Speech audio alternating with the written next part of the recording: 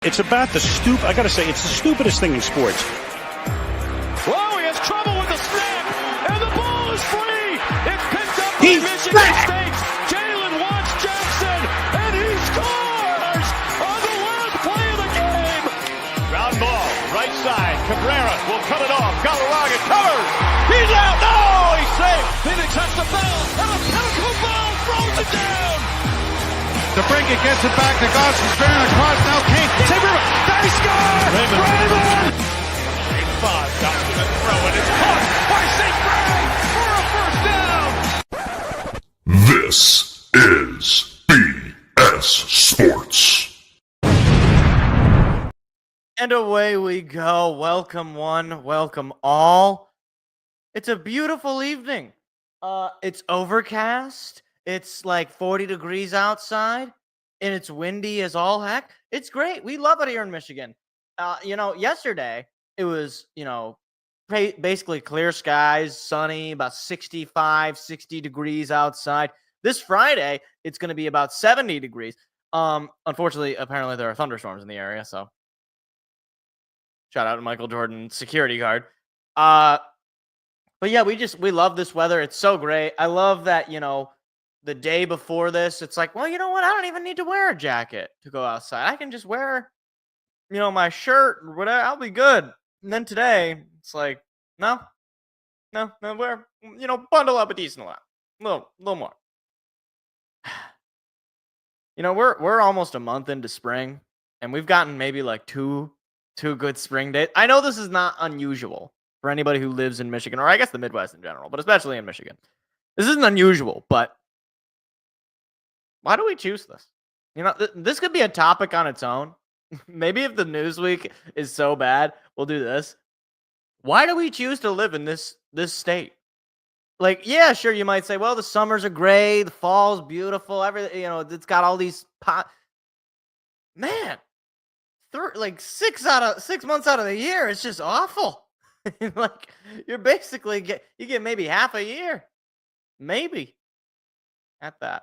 But we got a great show. We got a lot to talk about. Got some Tigers to talk about later on. They take on the Brewers here in about 40 or so minutes.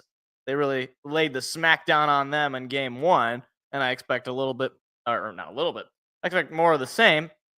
The NBA playoffs are set. The play-in games, I believe, are starting later tonight, if not right now. I'm not really going to be following them because I'm going to have the Tiger game on, but maybe I'll see the scores on the little FanDuel Sports bar there they got there. I want to say the Bally Bar, but it's not the Bally Bar anymore because even in the small things, I can't have fun. And I got a little bit of hockey to talk about because our beloved Detroit Red Wings missed the playoffs for the 9th straight season. And I got to tell you, I feel like I'm taking crazy pills for some of these hockey fans. I got to tell you. But anyway, the headliner is obviously the NBA playoffs, so let's just jump right into it. But before we get into all the individual matchups and all the storylines, obviously, you see the hat. You probably see the channel. This is a Detroit sports centric, although not exclusive.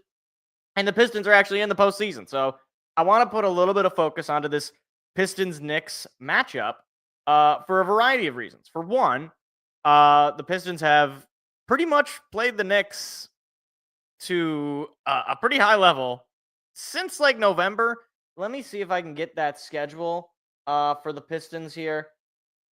If I recall, the last time they lost to the Knicks, it would have been, November they lost the Knicks.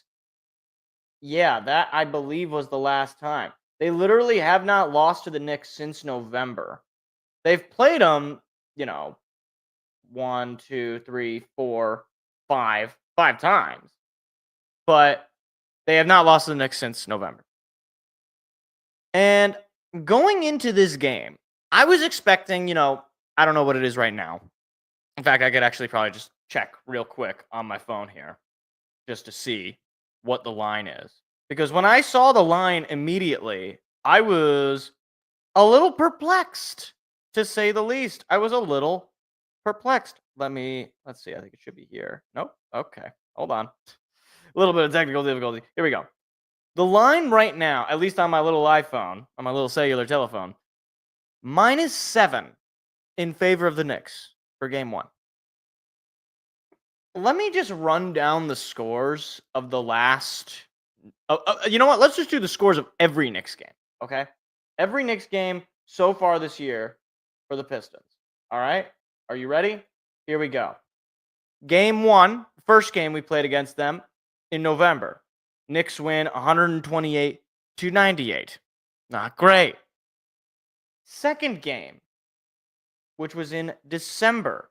Pistons win 120-111. The third game, Pistons win 124-119.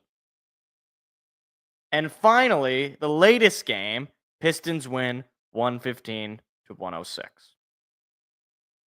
Now, my question is, and I'm not a gambling man. Everybody, if anybody knows anything about me and what I talk about on the show, I am not a fan of the sports gambling and all that. I'm not a gambling man. But I tend to think that at the very least, the lines and some of the betting stuff, I don't think it's, completely fabricated. Like, I don't know, it's based on nothing. How can you come away going into this game and say, yeah, Knicks, 7 points? Like, as if the matchups between these two teams did not happen. Last I checked, we pretty much destroyed them throughout the regular season. Like, we lose one game very early on, right? And then since that game, we just have beaten them every single time. On the road, at home, whatever. I'm not saying we should be favored, but -7-point favorites in game 1 of a playoff series between two teams who literally just met less than a week ago. like it's not like you can say, oh, well, they haven't played in a while and maybe the teams have changed. No, we played them 5 days ago and we won. You might say it was at home, whatever. I don't know that at home makes that much. Is at home really a 7-point swing to some of these people? I don't know. Apparently, the other thing to note on this, and we'll get into some of the other individual matchups here, that is the largest spread between any of the, officially settled playoff matchups. Obviously, the 1 and 2 seeds, you don't know who they're going to play just yet. So what I gather then is they believe that the Knicks have a better shot of beating us, not only beating us by multiple possessions, beating us 7 points, than the Lakers do the Timberwolves, than the Clippers and the Nuggets. I mean, maybe you say those teams kind of comparable, but the Clippers have been on a little bit of a hot streak there near the end. The Bucks and the Pacers, I mean, maybe you say that game can be somewhat comparable, but given the Dame injury, I think it'd be far more in favor of, Indiana. I guess we'll see once the 2 and the 1 seed matchups are set by the end of the week. But I'm sorry. I know some matchup has to be the most quote unquote lopsided in terms of, spreads. I just don't see it being this one. I really don't. If I had to pick from the ones that are officially set, maybe the Lakers Wolves, if just because Luka in the playoffs can really turn it on, and the Lakers have been basically red hot since they got Luka. Maybe the Nuggets Clippers, because the Nuggets are sort of in a bad spot organizationally. They just fired their coach and GM. Honestly, I don't know. I don't know how you can come away. I'd love to hear the rationale. That's what I'd want to hear. The other thing that got me, and I didn't actually see the article for this. I saw the screenshot of it.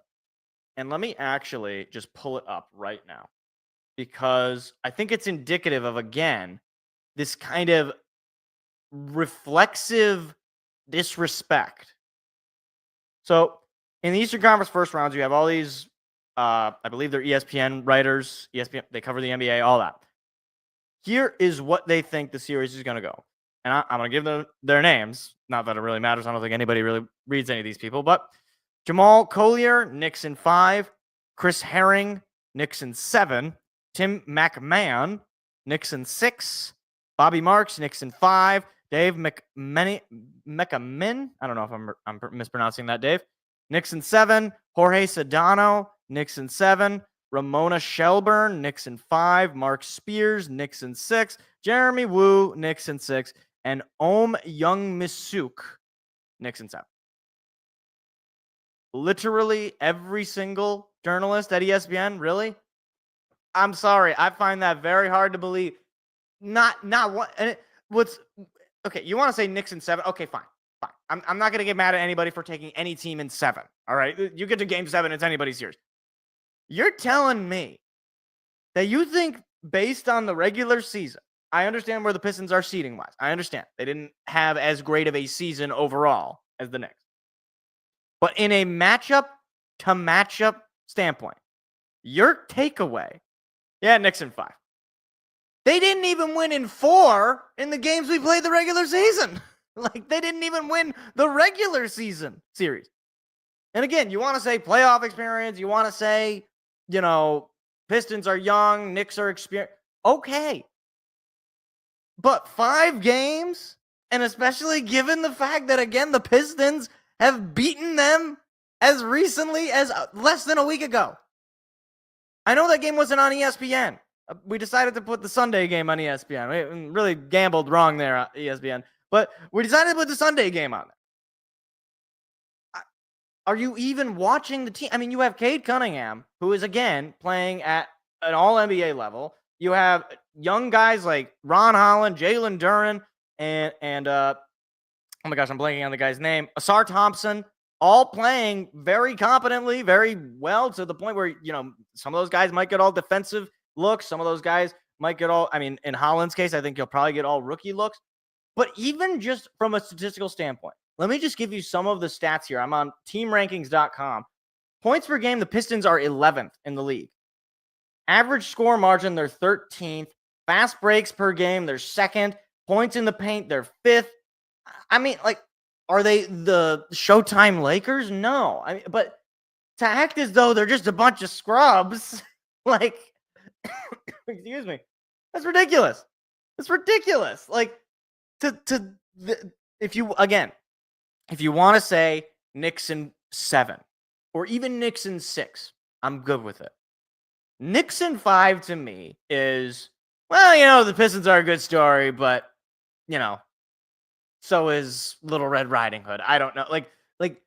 You just have to be basically completely ignorant of the team that you're talking about. This is not, the 2016 Pistons team that made the playoffs or the 2018 team that made the playoffs. This is a team that's made up of young stars with a potentially, up-and-coming coach who obviously made strides in Cleveland, and then they move on and they are where they are. But still, a well-respected coach with a good culture, with a brand of basketball that I think a lot of people who do not like the NBA would appreciate that the Pistons do. I mean, again, one of the best fast break teams in the league. And I want to say they were also one of the top teams in dunks. So it's not like, they're just, lobbing up 3-pointers 60 a game. They're a fun team to watch. And I'm not just saying that because I'm a Pistons fan. I think anybody can, if I know we didn't get a whole lot of national broadcasts, but outside of the final Bucks game, the games the Pistons played were pretty exciting. So, look, I don't really trust the Knicks to go all the way. I'm not sure that I trust them to win this series. But it feels like a little bit of a kind of reflexive disrespect. And I just don't appreciate it. So, we'll see what ends up happening. Obviously, the series will not be decided by the time we get to next week. But if they can split on the road in New York, heaven forbid, if they could get 2 games on the road in New York, the LCA is going to be popping. And I think the media world and the NBA world is going to find out just what it's like when the Detroit Pistons are, on the board, so to speak. So there's that.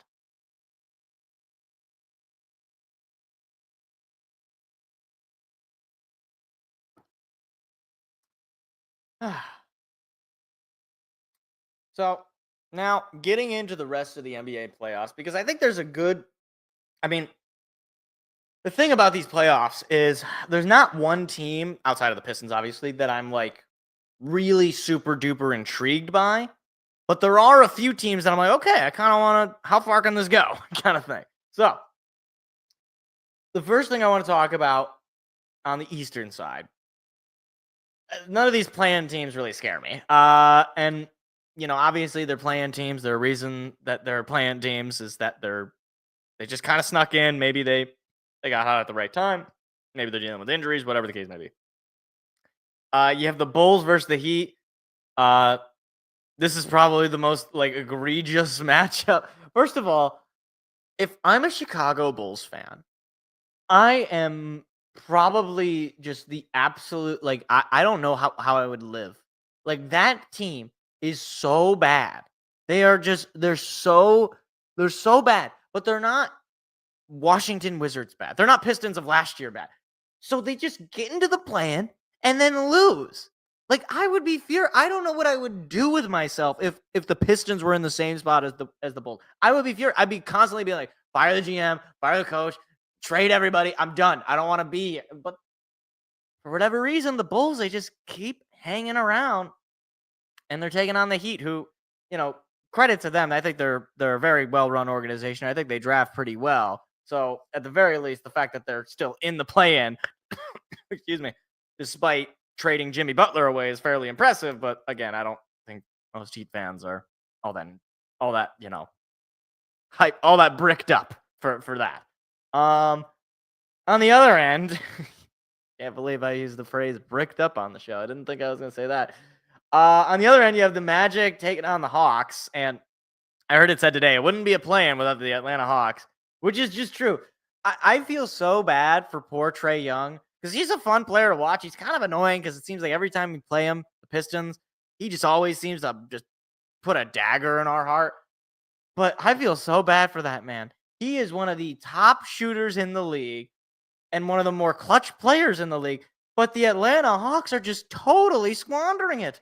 I mean, he is willing them into the postseason with these play-in berths, but they never get anywhere. I mean, that Eastern Conference Finals run that they had a couple of years back, that feels like an eternity ago. I feel so sorry for the Hawks fans. And for the Magic, I guess it's just kind of a disappointing season. I know they dealt with some injuries. Obviously you finish the year 41-41. It's not a great end, not what you expected. I thought the Magic were going to take that step forward. But I think some injuries got in the way there for Orlando. Kind of feels like Orlando is the team where it's like one step forward, two steps back every year. But we'll see. Maybe they're a surprise team, I guess. Outside of the play-in, now we get into the actual playoff. My question is Cleveland actually for real? So 64-18, they got off to that absolutely incredible start to the season. I think they won like 28 games in a row or something. I don't know. They were crazy. It was to the point I was like, how are they this good? And my question still remains, how are they this good? Obviously the main thing that they did in the offseason was they kept Donovan Mitchell. I believe that was this offseason. And they exchanged coaches. They moved on from Bickerstaff and picked in I don't even know what the name of the coach is now. The guy they have now.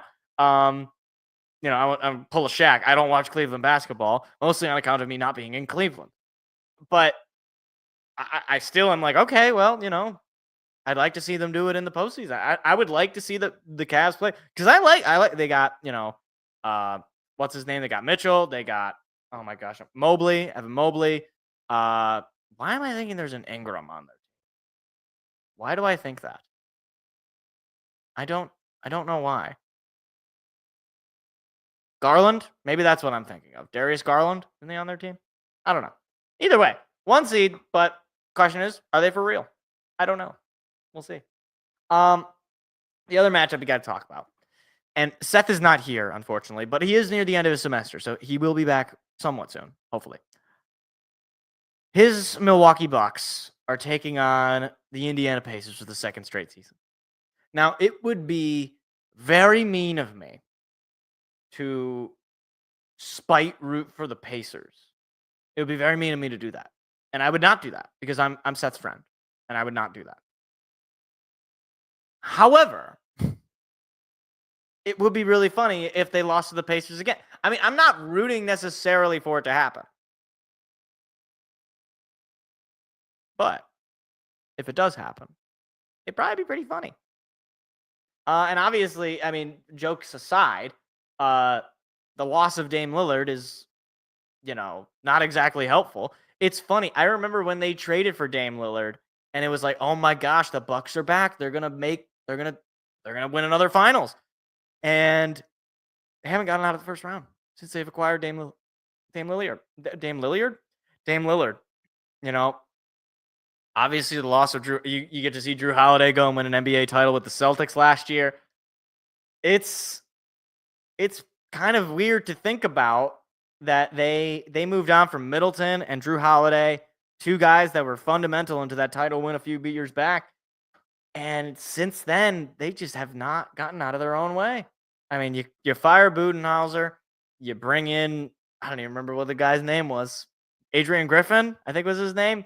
And then you fire him, you bring in Doc. It's like things are just kind of dysfunctional for Milwaukee. They're going to need a sustained postseason run. One problem is Doc Rivers is their coach, and I know that it's every season is its own little story, but the guy just isn't clutch. His teams are just not clutch. So we'll see if the Pacers get the job done again this year, or if the Bucks will play a little bit of spoiler. And I didn't have any notes on the Celtics. They're the reigning champs, so see what happens. Out in the West, as far as playing teams, there are two that I think could be, potentially, maybe, sleepers. And that would be the Golden State Warriors and the Memphis Grizzlies. Now, there's one teeny tiny little problem. They're playing each other. That is the problem. So, the thing is, the winner of that series will go on to play the Rockets in the 2 seed. And on the Rockets' point, I literally have no idea. I didn't even realize the Rockets were the 2 seed. I didn't. I mean, Jalen Green and Amen Thompson and a few other guys that I'm blanking on. Don't they have the guy out of Auburn? Oh my gosh, what is his name? The Jabari Smith? I think they got him, if I recall. But either way, regardless of that, with the Grizzlies, obviously you got John Morant throwing grenades and doing gun taunts, which is, it's just like funny. Although it's a little like, well, maybe don't do that, given your history. But with the Warriors, they go out, they get Jimmy Butler. They go on a crazy run where they're winning games, and yet they still end up in the play-in. It just feels like this Warriors team is just gasping for life. That title a few years back feels like an eternity. And that title felt to me, and this is, I know it's not the same sport. I know it's, I'm just typical Detroit sports fan. I'm trying to make it something that I understand. That title to me felt a lot like that 2008 Red Wings title, where obviously it was deserved. The team's very good, and it was, built on that next generation of players. But since then, things just didn't work. Obviously, the Red Wings went on to go to the Cup again, but lose. But with the Warriors, it's like they get that title, and then, they move on from Clay, and, Jordan Poole goes from, a playoff hero to playing for the Wizards, and just things just not going the right direction. Obviously, whenever you have Steph Curry and Draymond Green and Steve Kerr, you're going to have a good team, but I don't think they're going to go any further than, well, rather, I don't know how much further they could go, but they can get hot. Jimmy Butler is a postseason hero for a reason. So if they end up with the Rockets, would I be completely shocked if they upset the Rockets? No, I wouldn't. But I also wouldn't be completely shocked if they don't even make it out of the plan. Honestly, that would be a little weird, but I wouldn't be that shocked. As far as the Kings and the Mavs go, I have nothing in regards to the Kings. I guess they got DeMar DeRozan. Bet you didn't know that, or maybe you forgot that they have him. And the Mavericks, that organization is so bad. Now, I was gonna dedicate. I wasn't sure if I was gonna dedicate a whole segment to this, because it's not, it's not my team. But it's it's so it's so bad what's going on in Dallas. Truly, I usually don't feel bad for other teams when they stink because I know what it's like when my team stink, and I don't want anybody to feel bad for us because it just makes. For one, I don't apologize on behalf of my organization being incompetent, but what the what the ownership group in Dallas is doing, and furthermore, what Nico Harrison is doing is so cowardly, is so unapologetically just authoritarian in nature. In this, everybody else is wrong, but I'm right. Like, I saw a clip, and this has already happened at this point. Nico Harrison, before the postseason, naturally, it makes sense, doing a press conference.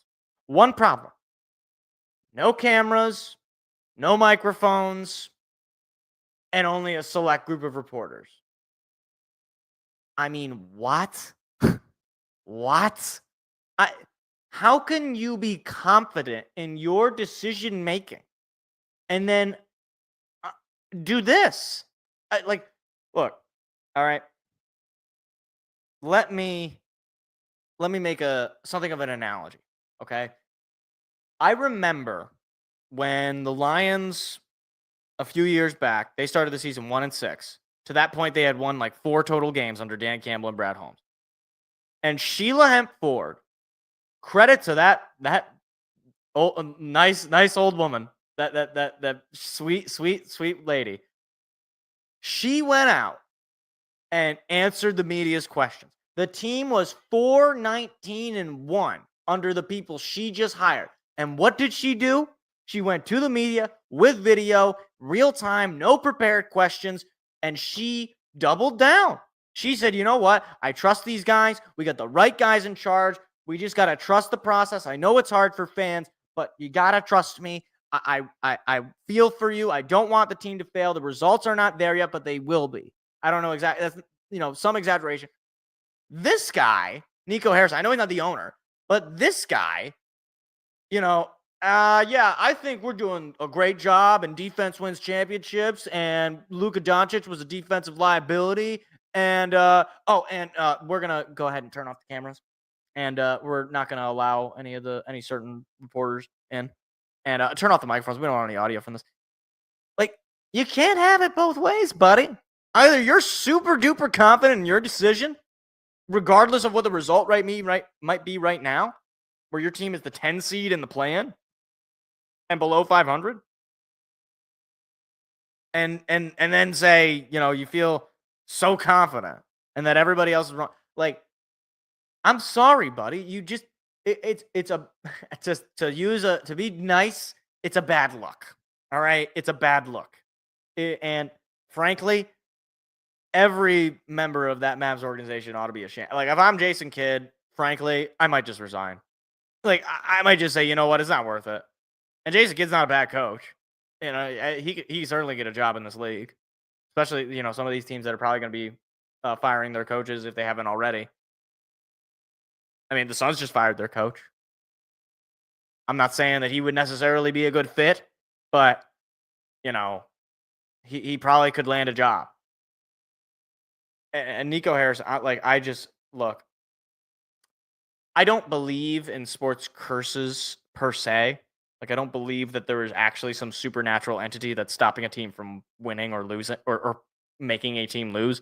I think if you are competent, if you are, resilient, if you're able to make good decisions largely and avoid making bad decisions, it doesn't really matter what team you're on. As long as everybody's on the same page, you're going to be successful. See any team that has had large championship droughts end in just this century alone. But I got to tell you, trading Luka because of quote-unquote health concerns, despite the fact that the guy has never really missed large portions of the season outside of this year, and then bring in Anthony Davis, who gets hurt. And then Kyrie Irving, your second best player, gets hurt, done for the year. And even Derek Lively gets hurt. all these guys getting hurt. Again, I don't believe in curses, but it's weird. I'll just say that. It's weird. I haven't seen anything like that. But while there might not be curses, there might be some sick irony in this world that we live in. So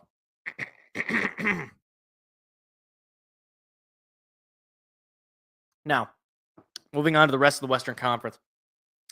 The Thunder, I think, are one of the most underreported great teams because everybody's so focused on Lakers and the Nuggets with Joker and all that. But the Thunder had one of the best NBA seasons ever. They won 68 games. Shai Gilgeous-Alexander is probably going to win the MVP. And I understand Oklahoma City's not a very big market at all. I mean, it's the only pro sports team in the state of Oklahoma. So I understand, not a big market. But look, I mean, like, what are you supposed to say other than this team just doesn't lose? And they're going to get the winner of whoever ends up in the play-in between the 9, 10, or 7 and 8 seeds. All I will say though is Shai, do it in the playoffs. And I'm not saying that to disparage him. I'm not saying that because I don't think he will. I think he will. I'm looking forward to it. I remember last year they played the Pelicans and they just destroyed them, and then they went on and lost the next round. You can't have that. That's for sure. You definitely can't have that. And the other matchup that's I guess it's intriguing. I don't even know what to call. It's the Nuggets Clippers. Well, on the one hand, the Clippers, I think they've recently gotten somewhat healthy. They kind of got hot near the end. I think they ended the season on like an 8-game win streak, something like that. And the Nuggets, on the other hand, they decided over the week or this past week, you know what? I hate Mike Malone. Dead. You know what? I hate the GM. Dead. And I'm just sitting there watching, like,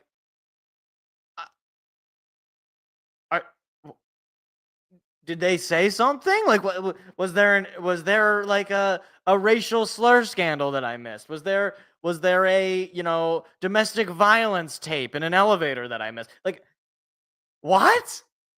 First of all, Mike Malone, you could say maybe he gets on, players, they can get irritated with him. He's I think, one of the more respected coaches in the league.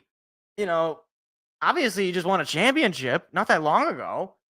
He's coached up and developed a team of a lot of players that are not all-star level, but still playing at a high level. I mean, you had about as a 4 seed with this ostensibly terrible coach, and Nikola Jokic continues to be the best player ever. Or maybe not the best player ever. Best player ever for the Nuggets, I should say. And you fire him. I don't. Obviously, the Memphis Grizzlies are another one. They fired their coach. But this one, to me, is just crazy. Because it's one thing to say you fire the coach or the GM. Why teams are doing this right in the middle of the season, right when you have the playoffs coming up. Maybe they think this new coach bump will start in the playoffs.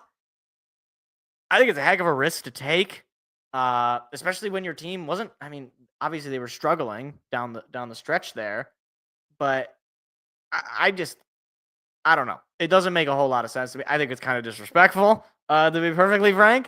But Nuggets ownership apparently felt differently.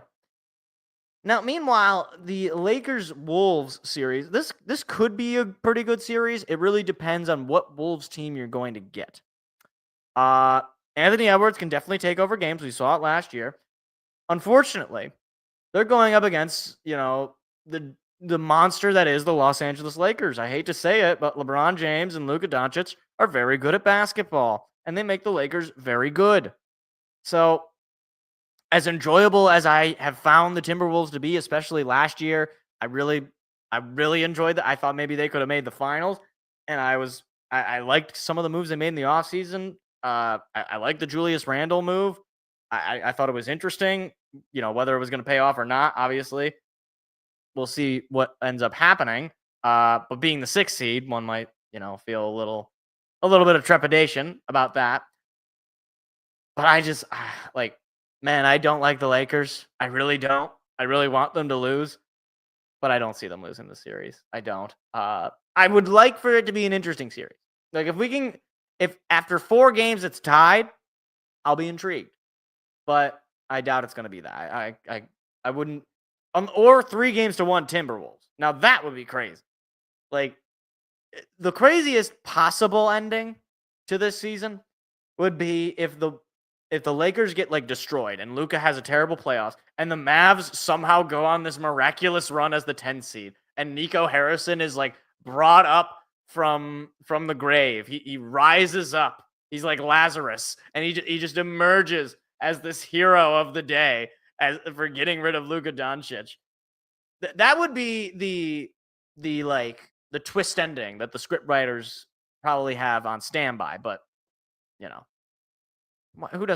wants that? I want Nico Harrison to I want them to be chanting "Fire Nico" on national television. That's what I want. And I don't know what time that game is going to be, but that'll be the one. I'll tell you that.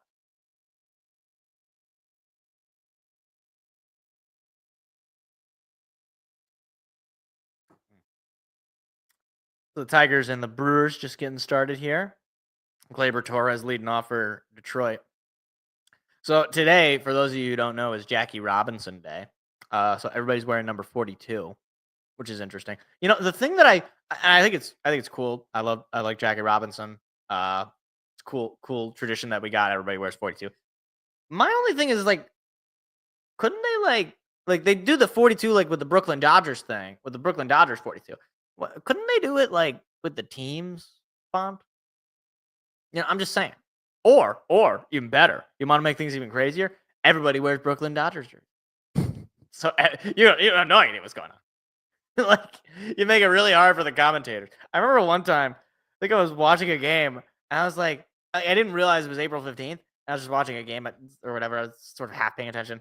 I was like, oh, 42 made a nice play there. What's his name? And I was like, oh, maybe it's I don't know. Maybe they're playing the Yankees or something. Whatever the case might have been, where the name is not there. I was like, oh, wow, 42. Nice play. And then I saw another guy with 42. I was like, wait, didn't he just make a... Not at all. The floodgates. It all came crashing down. All right.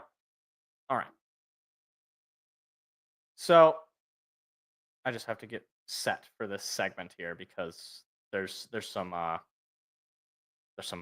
guess props. I don't know. I have some stuff saved that is it'll be relevant, I'll just say. So typically I am not a hockey expert. Not typically. I just am not a hockey expert. But this past weekend, the Red Wings got eliminated from the playoffs for the 9th straight season. I would be remiss as well if I didn't mention this is the 6th season under Steve Yzerman, which I'm no mathematician, but that is the majority. In fact, it is 2/3 of the majority. And look, I am not going to just sit here and talk about how much I want to fire Steve Yzerman and how I think he's done a terrible job and how I'm just sick and tired of it all. Because I've done those shows, I've done those segments. I don't need to, belabor the point. I think if you go back and watch any clips that I've done on the Red Wings, and you'll figure out where I'm at with this team. So I decide over the weekend, although this goes back a little bit further as well, I want to just see what the people, the hockey geniuses, the very smart people who ostensibly know much more about hockey than me. They might even know how to skate. So what I'm going to do, and this is going to be its own little fun segment that we do together. I'm going to just read some of these posts that I've seen, and I genuinely want to know, am I just taking crazy pills? So we're going to even have a little bit of music for this. So let me set the tone here. All right. Now get ready. Okay. So this was from a Redditor. Whose username? I'm just gonna give the usernames. I don't care. Don't be mean to these people. Unlikely Barber 5844 says, "The Wings are contenders in 5 years, and Stevie knows what he's doing."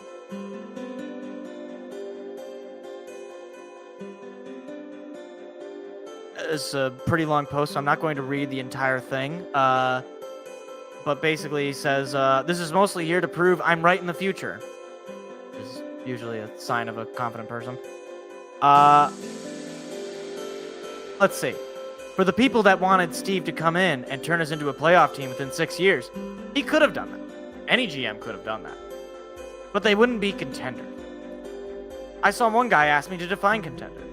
The Detroit Red Wings will be in the Eastern Conference Finals in 5 years. Now, in case you don't have a calendar, that would be 2030. That would be 14 years since making the playoffs at this point. And I do want to point out, I don't want to totally belabor this. Any GM could do it. Well, evidently not. Evidently any GM could not, in fact, make the playoffs in 6 years. I could think of at least one. And here's another good one. This is a comment on, I don't remember what the post, I think it might have been that same post. From BJ49615, "The naysayers may not like it, especially missing the playoffs again. We are about where Stevie thought we'd be."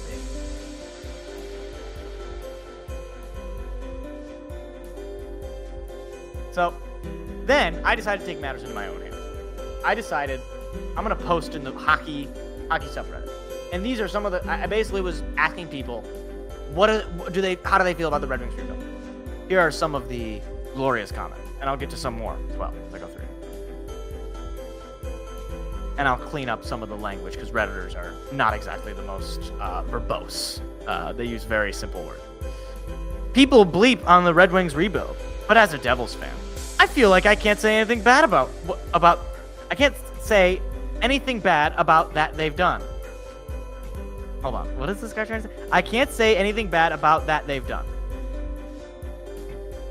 Can't say anything bad? Only difference between where the Devils are and where the Wings are is draft positioning luck.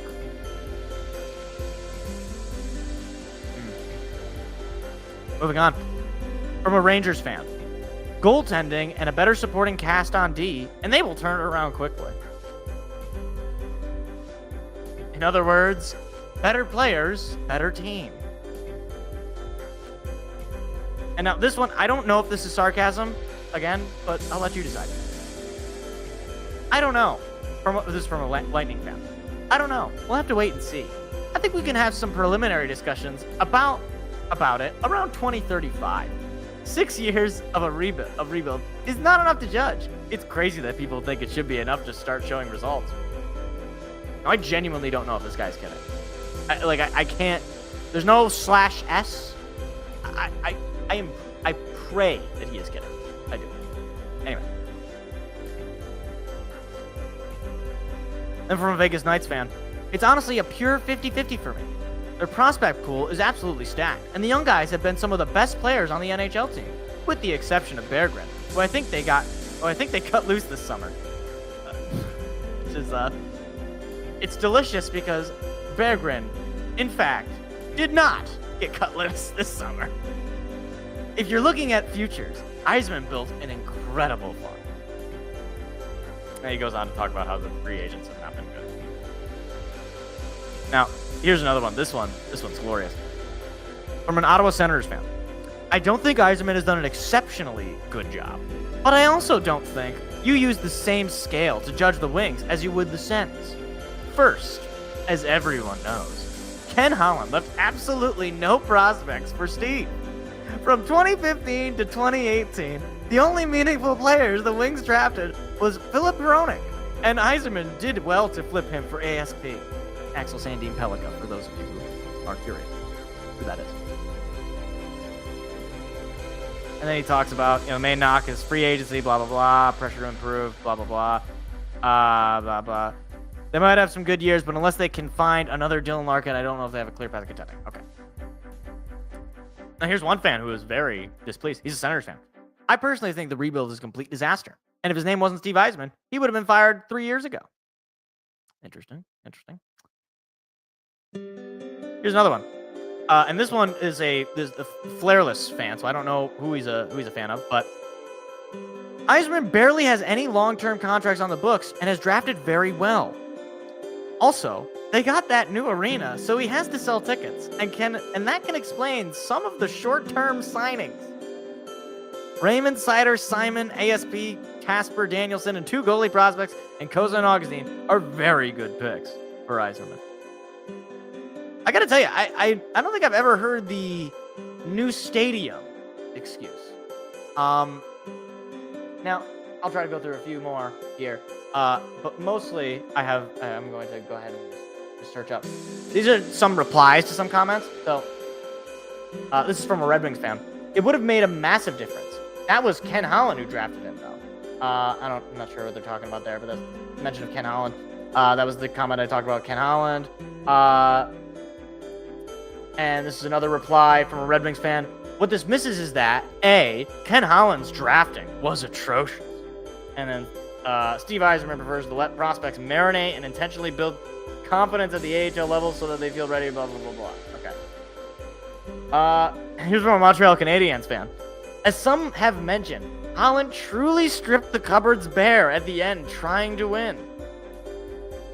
Here's another one from a Boston Bruins fan.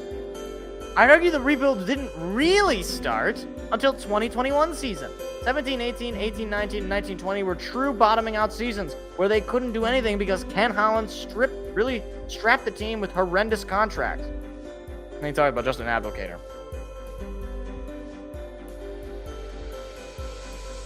And here's from a Red Wings fan. This is a comment that's about 100 words long, so I'm not going to read the whole thing. But, blah, blah, blah, blah, blah, blah, blah, signing big names, blah, blah, blah, blah, blah. So let's go through the drought history real quick.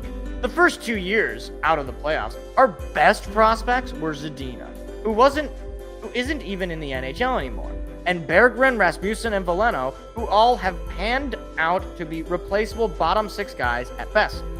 It should be noted that Steve Yzerman extended Michael Rasmussen, so not sure if this guy feels that strongly about Rasmussen in that way. But anyway, Holland effectively left us with Larkin, and that's quite literally it. So when people say Yzerman started from scratch, they weren't kidding. All right, that's enough of the music. I gotta tell you, I feel like Will Ferrell in Zoolander. I feel like I'm taking crazy pills. Are all hockey fans losing their minds? Like, we are 6 years in, and there are people talking about Ken Holland. Ken Holland isn't even employed anymore. In fact, ironically enough, Ken Holland has made the Stanley Cup more recently. He was the general manager of the Oilers last year. And people are still talking about how he, quote, left the cupboards bare. Let me give you something for all the people who want to bring up Ken Holland.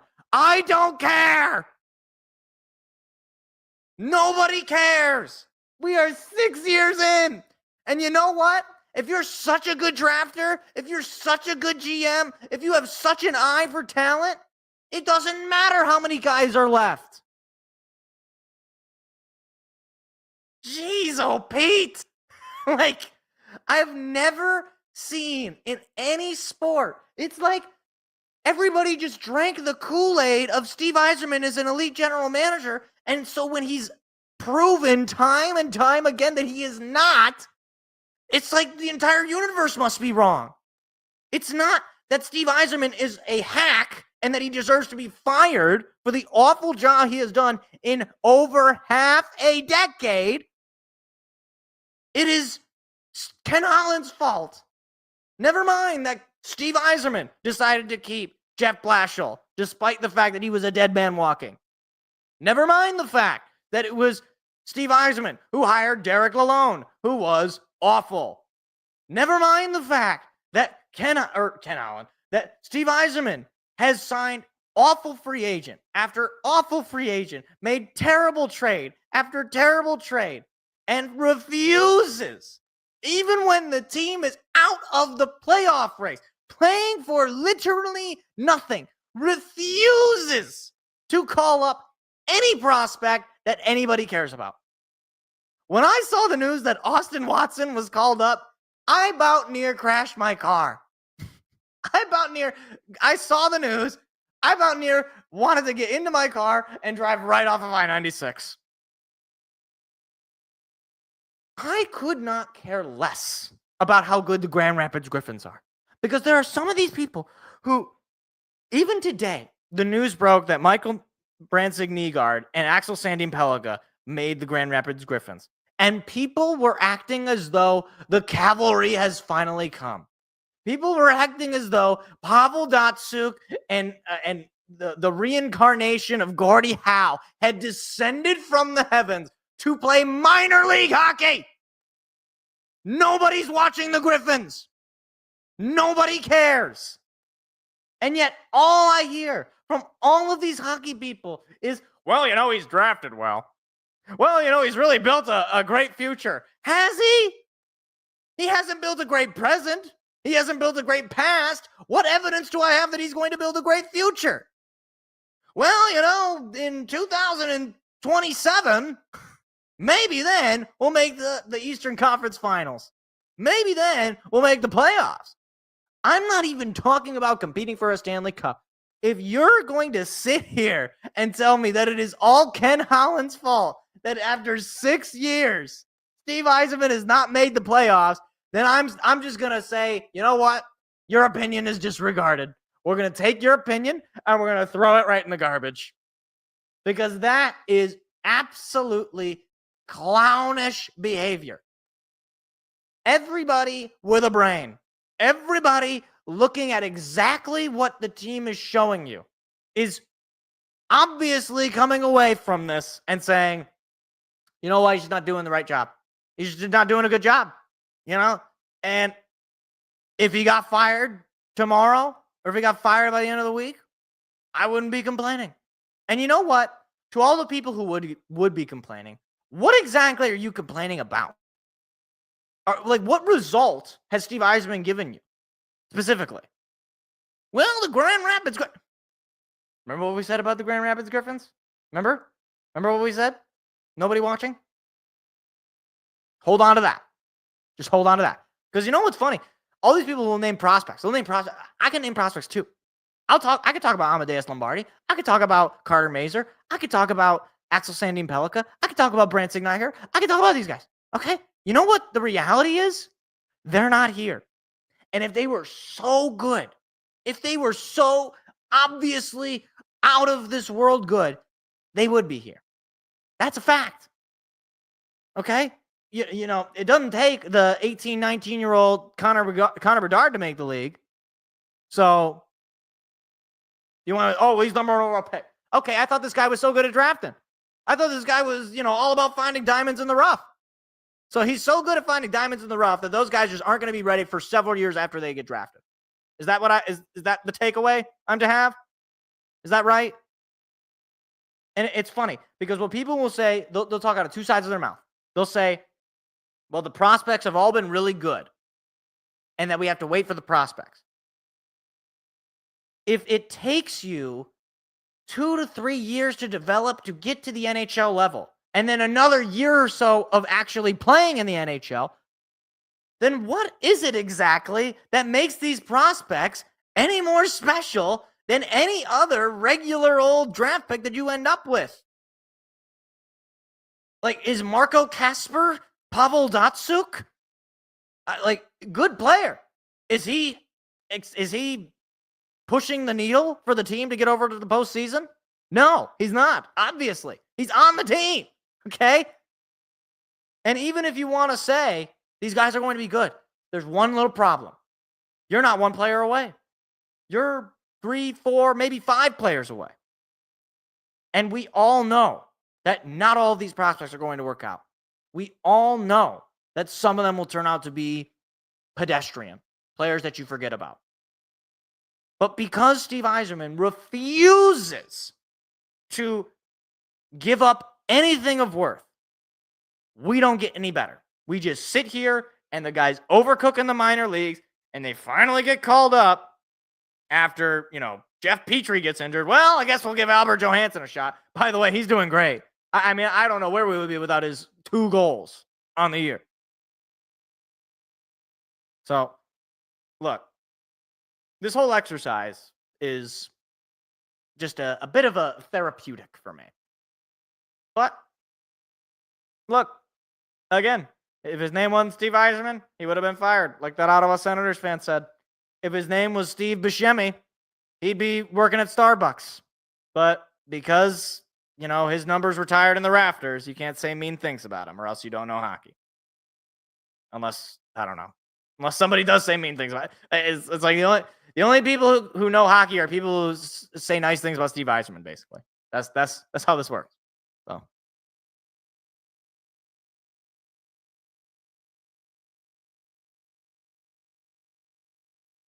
right. That was fun. Meanwhile, top of the second inning, no score. Dylan Dingler at the plate. He's got a 2-2 count. Dingler's been pretty impressive, I will say, especially, with Jake Rogers getting hurt as he strikes out. I say that as he strikes out. I've been impressed with Dingler. I did not expect much offensively for him, but obviously he's getting much more playing time than he probably would have otherwise. But hey, trial by fire, and hopefully he can be a positive aspect. Positive aspect offensively is the word I was looking for. Because as much as I like Jake Rogers on the defensive side, he doesn't do a whole lot offensively. So it'd be nice to have a nice catcher that you can pinch hit for late game. You need a hit. Don't need to rely on Jake Rogers to throw Dingler in there. Get you a hit. Anyway.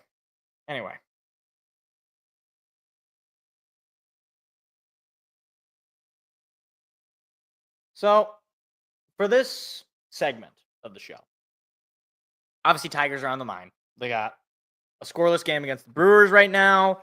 They blew them out last night. Was it 9-1? 9-0? I think it was 9-1.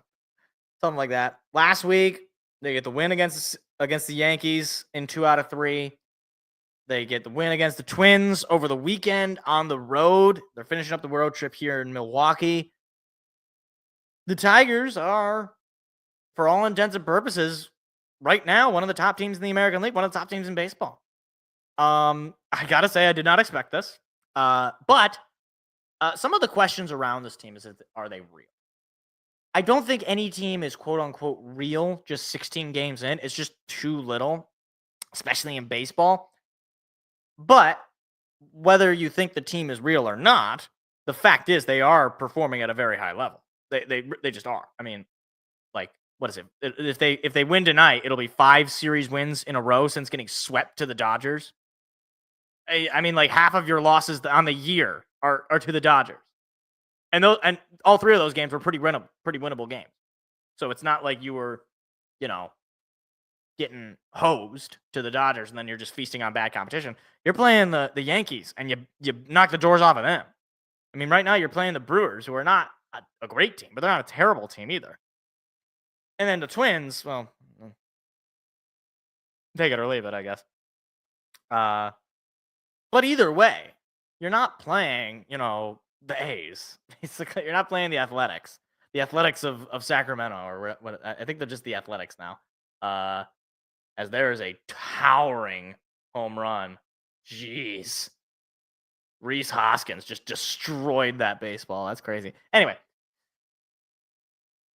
I wanted to focus in on one particular player because, as many of you probably know, I love to nerd out, especially on some of these advanced stats in baseball. It's my favorite sport to get into the statistics with because it's just so interesting and it's fantastic.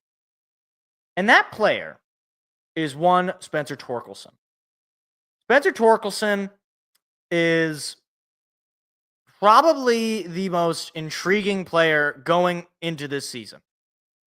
Not only had he pretty much been written off as a bust, I mean, getting sent down last year, an awful start that he had before getting sent down, his awful rookie year, one of the worst in history.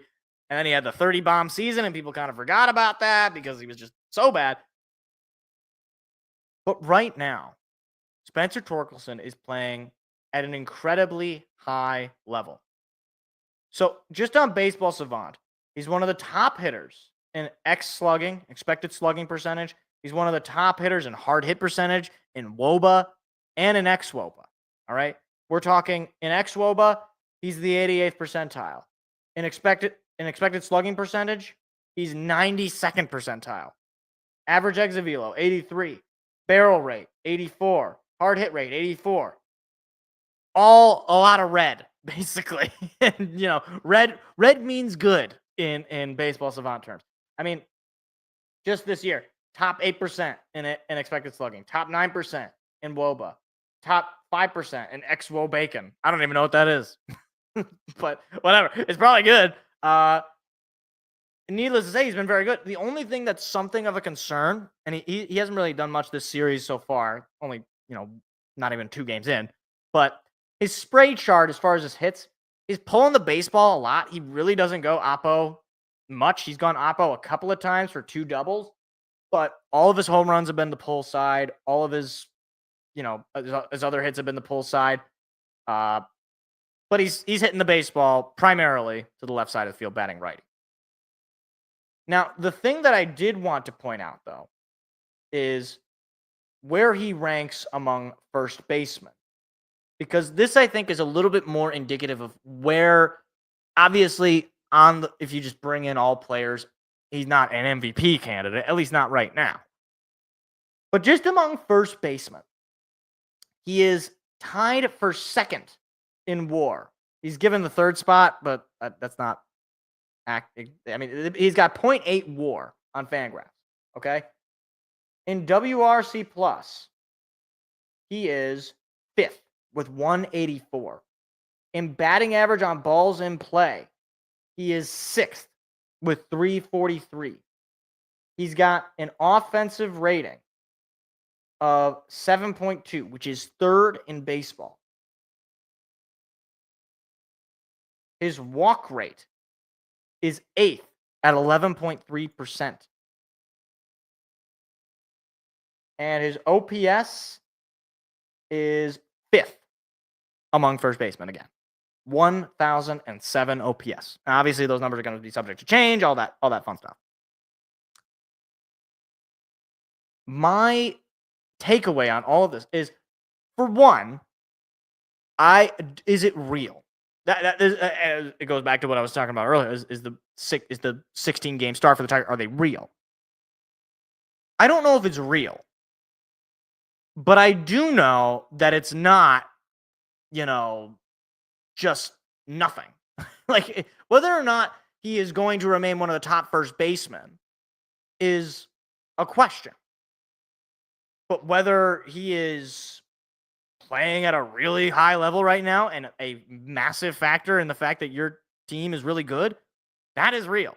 I mean, again, it could all fall out by the end of May. We could be talking about how, oh my gosh, how stupid we were to believe in Spencer Torkelson. But one thing I do know, you don't accidentally get a 1,007 OPS. You don't accidentally have top 5, top 10 stats among first basemen in the league. You don't accidentally end up in the top 8% or the top 5% of hitters among expected slugging or barrel rate or hard hit rate. Those are not things that you just stumble upon. Like, you just accidentally end up there. You either end up there through some, change that you have made that pitching staffs were not prepared that you were going to make, or alternatively, you have potentially turned a corner. Now, there's still some holes in his game. I think he could probably utilize more of the field if he's able to go oppo more. That would be nice. However, if he's going to maintain where he's at right now, and he's never going to go oppo, I'm good with it. I'm good with it. I'm good. Don't listen to me. I'm not a hitting coach. I'm not a baseball coach. I don't know the first thing about hitting a baseball. What I do know is if you're not pulling, or if you're only pulling the baseball, that could potentially, backfire, so to speak. Hopefully he can start pulling hopefully he start, going the opposite direction. However, once again, you can't just fake what he's doing. You just can't. You're 16 games in. You could fake it maybe 1 or 2 games in, or 3 or 4 games in.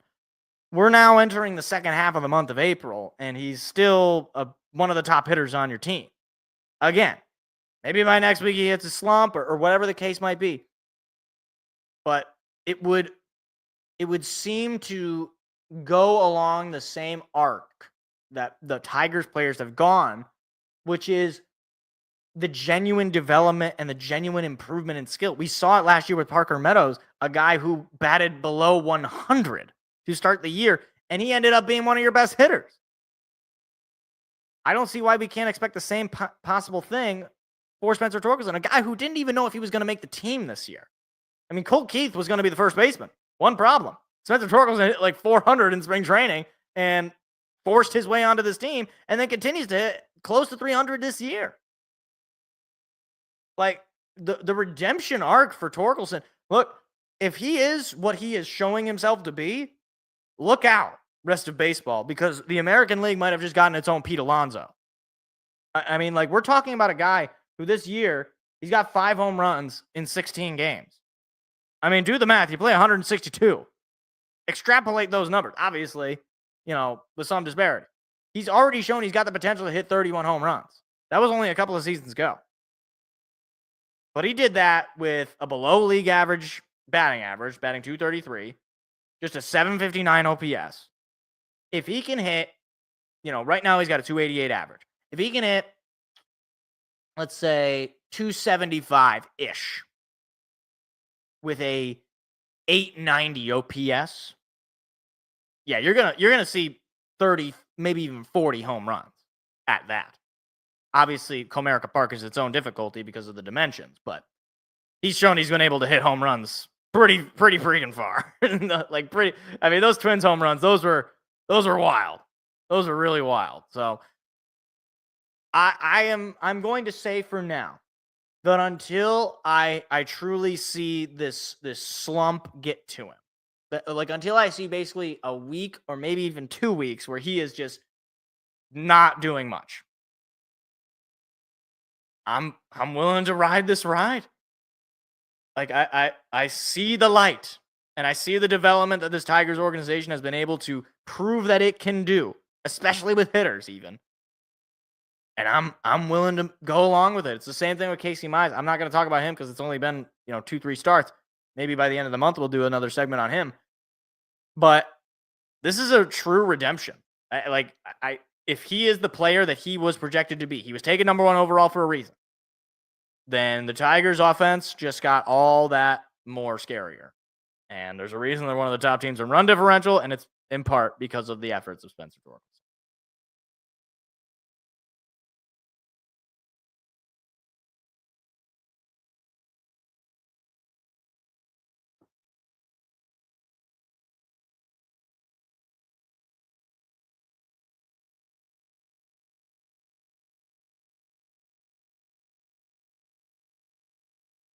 Oh, okay. I thought maybe I clicked the player comparison. I thought maybe it was gonna generate a player comp on Baseball Savant. It did not.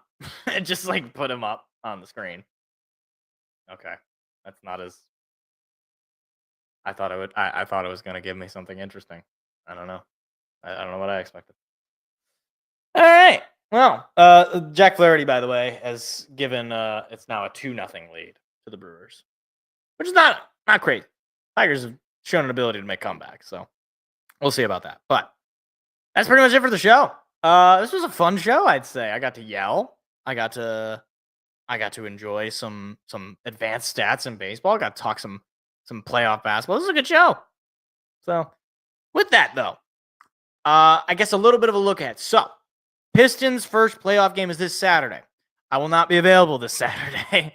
Unfortunately, I would have loved to be able to do a live reaction broadcast of some playoff basketball, some Pistons basketball. Can't do it for the first game. We'll see about the schedule for the other games, and I'll just kind of play it by ear if I'm like, okay, let's do it. So I guess keep an eye out for that, but know for sure this Saturday I will not be live for that. Either way, regardless of whether or not I'm live for this week's or this Saturday, I'm not gonna be live for this Saturday or whenever the next game is scheduled.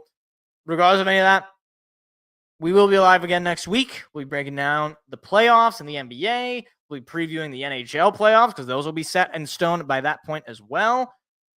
And we'll have more Tiger baseball to talk about. Zach McKinstry gets a leadoff walk, tying run to the plate. So fun stuff. With all that said, I appreciate anybody for stopping by, listening, and hanging out. Please hit the like button. Please hit the subscribe button. It really does help grow the channel. Leave a comment about any of the topics or anything else you want to talk about. Definitely would love to have more conversations down there. So with all of that being said, I appreciate, once again, anybody for stopping by. And I hope you have a good night. See you later. Goodbye. Goodbye. Go Tigers.